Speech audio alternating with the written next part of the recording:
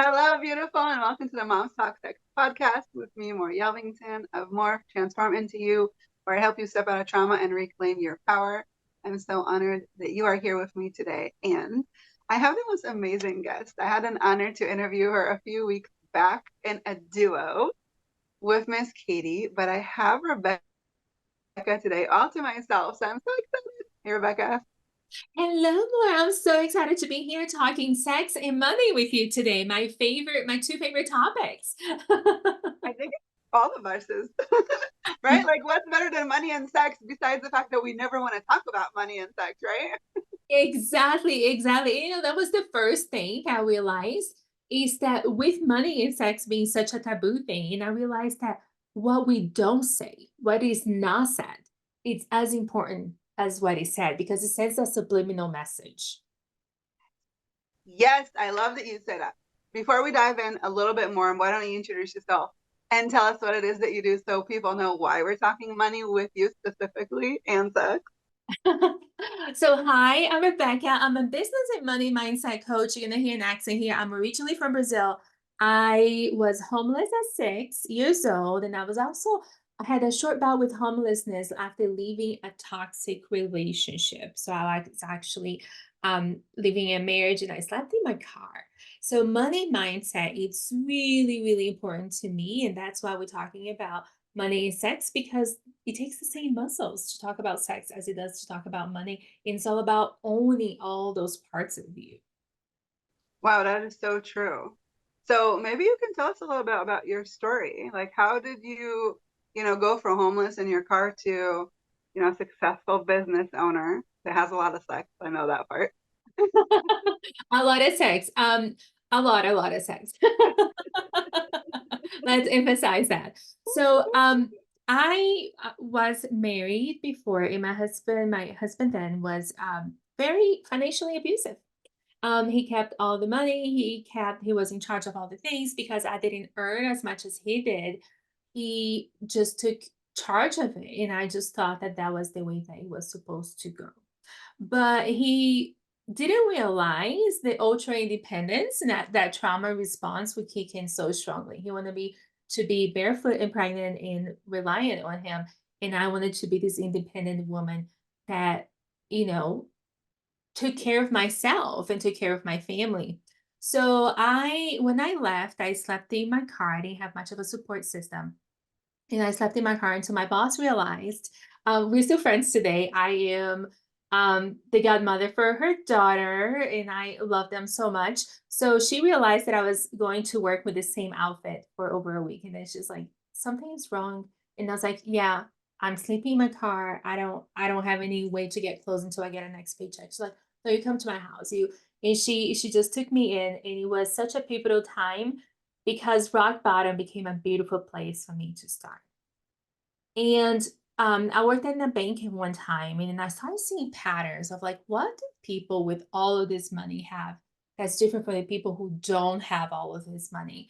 And it was just such an amazing time for me to observe that the only difference was their relationship with money, the way that they talked about it, the way that they relate to it, the way that they felt really expansive around it. Like there's always more, there's always a next client, there's always this. And the people who didn't have it had so much scarcity, even the way that they talked about it, like I can go for lunch today. Oh my gosh, my paycheck is short again, and all of these little nuances.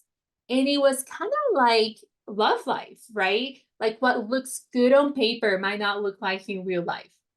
Like Right. my husband on paper is the wrong person for me. I'm a city girl. He's a country guy. He has a green thumb. He loves being in the yard. I'm allergic to nature. I have a black thumb. I will probably kill a plastic plant, but together we have this chemistry that just makes it work. And with money, it's the same thing because I realized even people with money had a money mindset problem. Yeah. And Right. I Because you hear about people with money that are never happy and that's never enough for them. Right. And no matter how much they make, they enjoy for a second. And then there's the next, right? I need to get more. I need to get more. So I can see that. And it's fascinating because my clients, when they hire me, they're crying in their car thinking that they're going to go bankrupt. And then we work a long time together. So I have clients who've been with me for 6, 7 years almost. And they're on the $1 million a year and they're still crying in their car thinking that they're going to go bankrupt. But this time they have a team of 20, they have a new lifestyle, they have all of these expenses and all of this overhead, but their relationship with money is still running so deep, right? And here's the thing that all of us, independent of your culture, learn about money. And it's when we're toddlers, we're putting money in our mouth and we say, money is dirty. Hmm. That's the first thing, That's true. right? You know, actually, I never said that to my kids. I Good actually for was like, nope. you. I was like, that's not food. It's not food. It might feed you, but it's not food. Good for you. Good for you. Because imagine I'm introducing you to someone and I say, hey, meet my friend. And by the way, he's dirty. Like, how would you have a relationship with my friend? Right. And that's the same connotation that we have around sex. Like the first interaction that all of us have around sex is that it's dirty, that we shouldn't talk about it. That is a taboo thing. And we don't ask how much things cost because that's just rude. So what is said, it's as important as it's what's not said because it sends that subliminal message. It's so true. And what I feel like when we tune into the energy of this, it's really about receiving, right? It's like if you can't receive sex, love, intimacy, you can't receive money. Sometimes I feel like there's the same energy. It's all about receiving and how much are we blocking from allowing that to come into our life, right? If we're constantly deflecting, like, oh, I'm too tired tonight. Oh, I can't afford it. Oh, I have a headache. Oh, I don't want to spend $2 on a Starbucks, or not two, Mhm. $20 on a You're Starbucks. not to inflation. Oh my gosh, yes. Yeah, it's like the constantly like deflecting, right? Instead of like, yeah, bring it in. Like I'm worthy. I desire this. I'm worthy of it. But we were just talking about that the other day. Um, Here's the thing with childhood, right? Like most of us, as far as receiving, the message was we only put a good china out when we're having visitors. We Right. only put our good clothes on when we're going to church or to a party. Right. We're only eating our best food or sitting on the dining table when we have company, right? We only making our beds when people are coming over. So what is the message here? Is that we're not worth it. Yeah. So it goes so deep and it has deep, deep, deep roots into the whole upbringing, right? Because as best as we can do, like the other day, I caught myself telling my kids, like, oh, don't do this right now. Like, let's wait for, don't put your good shoes today because it's snowy outside. And I was like, oh crap. No, put your good shoes. You're worth your good shoes. So do it right now. And I had this realization when my son was little. I was saving all of his good clothes. And we had someone to come clean our house, and she was expecting. I was like, hey, here's all of this clothes. Next thing I know, she's using it as like a dish rag. And I was like, I saved all of those great clothes for somebody else to use as a dish rag. Like, why didn't I just use it and let him get messy with it and just enjoy it?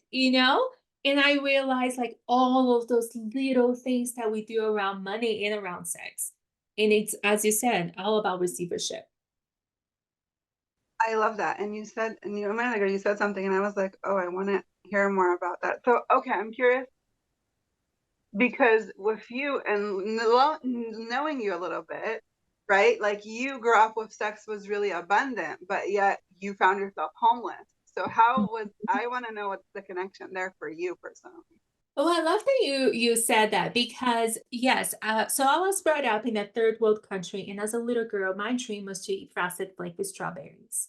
I grew up with like extreme lack. All the clothes I had was hand me downs.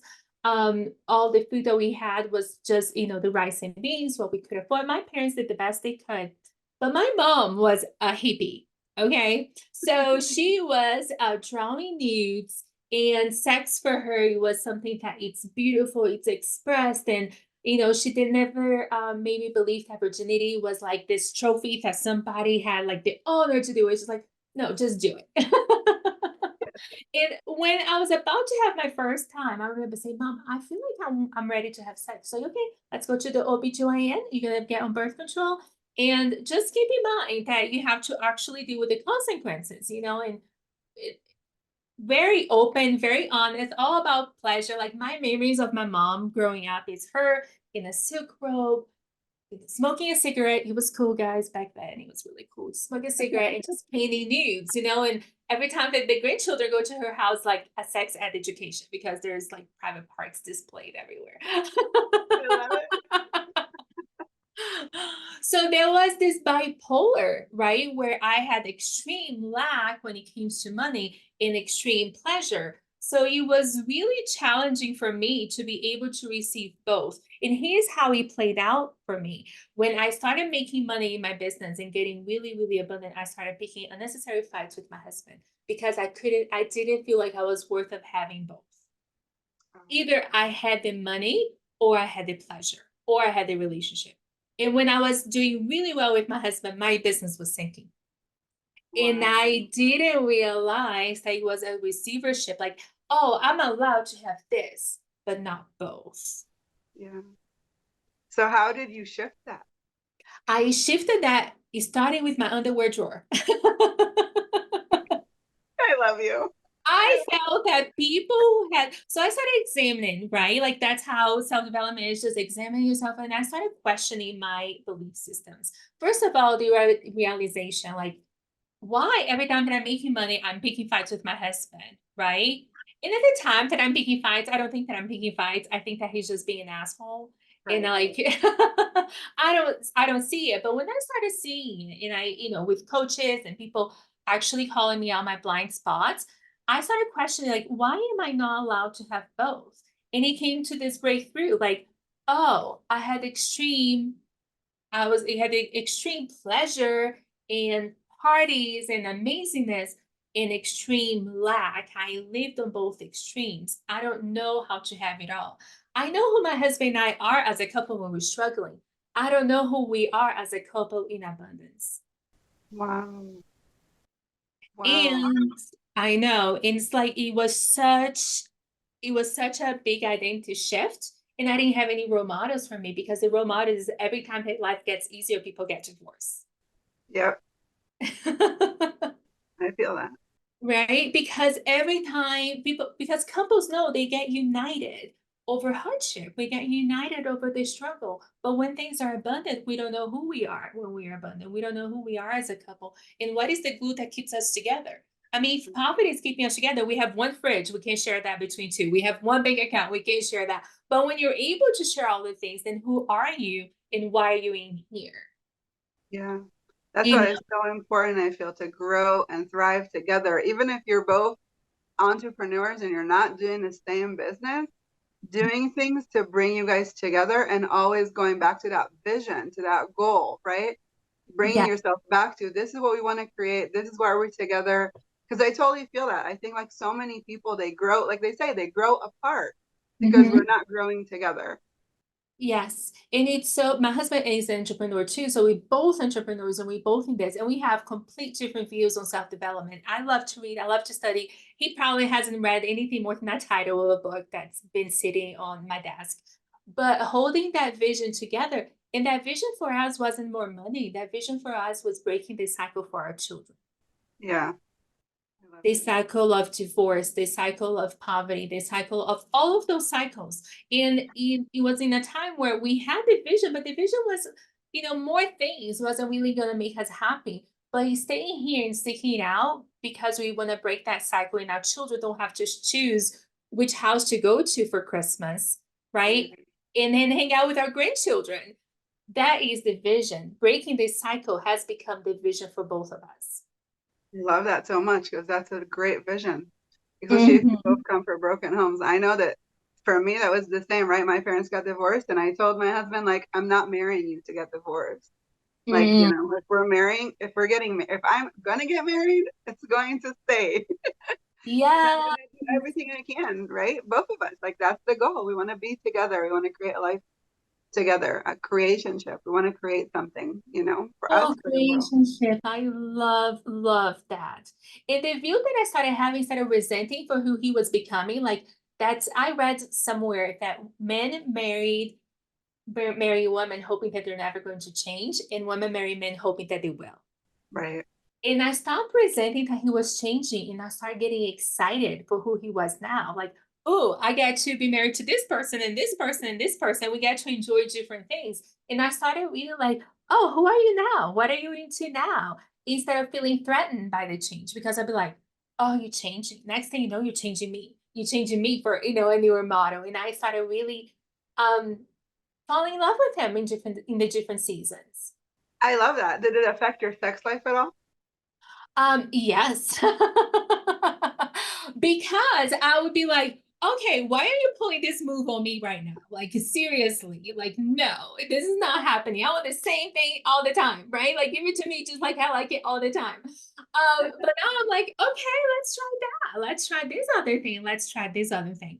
And it's so interesting that we talk about sex because one of the hangups that I don't have is a body image.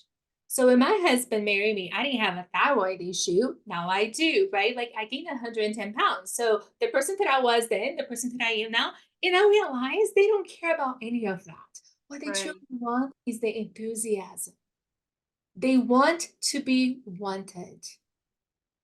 And then I saw what a poor job I was doing of showing him that I wanted him. Like he came home, I was like all about the to-do list. I was all about the things that we needed to get done. And let's do it the way that we always like. It's 20 minutes and then we're done.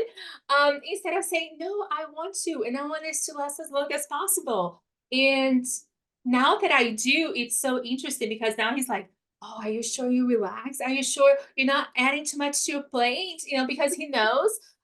Lady Katie talks about this all the time. Katie, lady bone killer.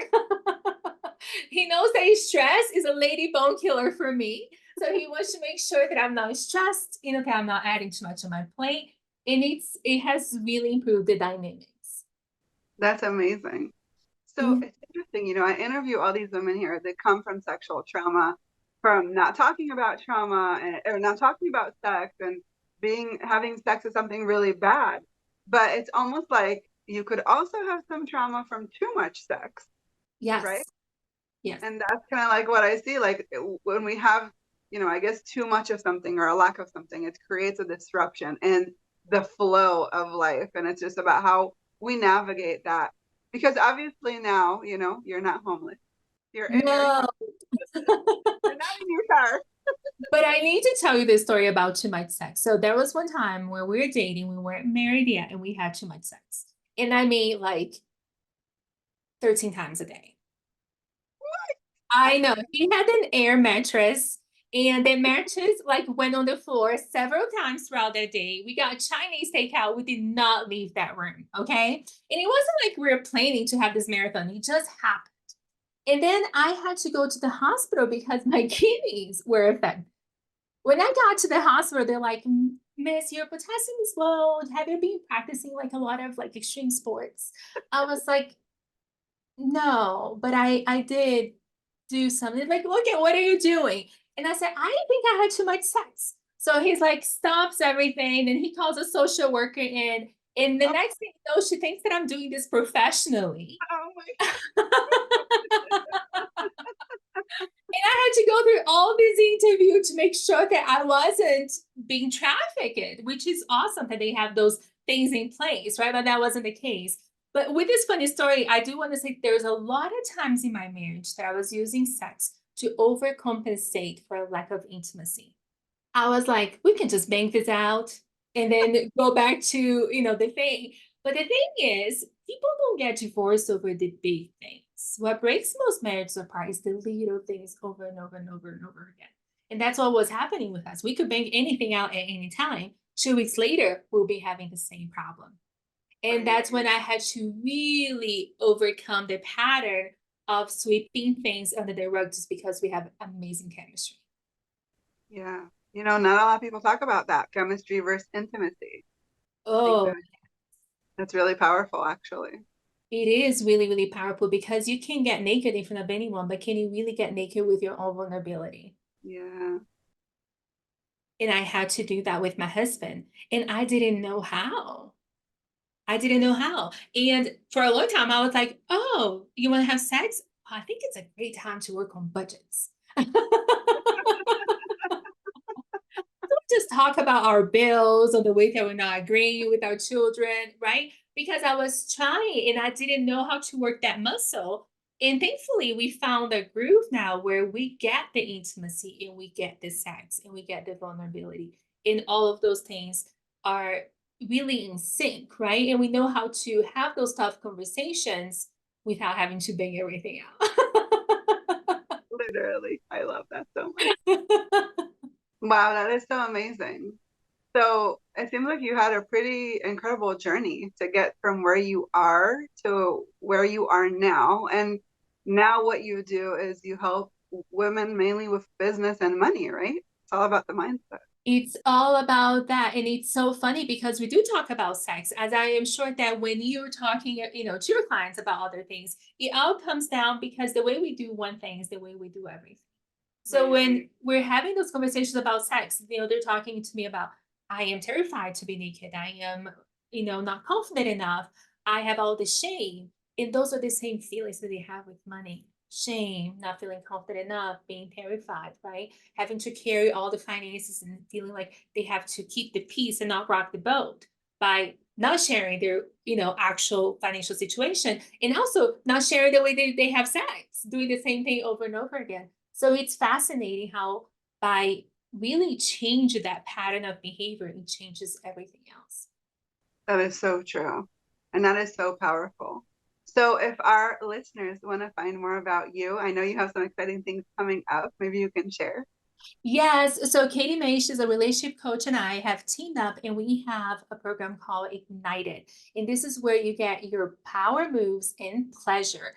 And we're going to be walking you through a 6 week journey with both of us so you can have fun, excitement, and power in and out of the bedroom. I love that so much. And when does it start? It starts on the 27th. Okay, this is going to be fun. It will, yes. And then if we want to just find more about you and what you offer, on a personal level, on one-on-one coaching, I'm assuming. Yeah, so you can send me a DM right on Instagram at rebecalima.coach. Perfect. Well, thank you so much for coming and playing with me today because this was so fun for me. And I love you sharing your story because I feel like even though it's not the normal quote unquote story that you hear, I think it has so much insight for so many women. So thank you so much for sharing your unordinary life with us because it definitely made my afternoon. Well, thank you for being here and thank you for having this amazing space for women to talk about that and talk about. Well, thank you guys. Thank you guys for listening and tuning in. If you have any questions for Rebecca, if you want to know more about what's coming up for her, you can DM her, you can DM us, leave comments and the links, and we will respond and answer all your questions. I hope you have a beautiful rest of your day, and we will tune in with you again next week. Bye, you guys.